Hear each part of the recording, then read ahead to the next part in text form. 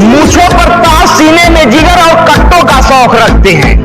मूंछों पर ताव, सीने में जिगर और कट्टों का शौक रखते हैं। हम आजमगढ़ से हैं बेटा, दुश्मनों के दिलों में खौफ रखते हैं।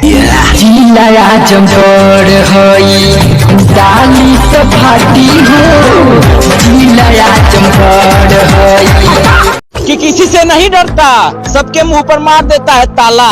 कि किसी से नहीं डरता, सबके मुंह पर मार देता है ताला।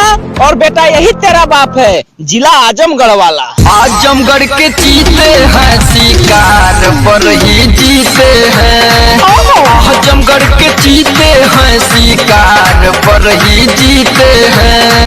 मत खेलते आजमगढ़ के लइकन के सम्मान से, कि मत खेलते आजमगढ़ के लइकन के सम्मान से। और ज्यादा आकर के मत बोलिए ओ बेटा, ना तो मरा जे बेजान से। कहता सटी अपनी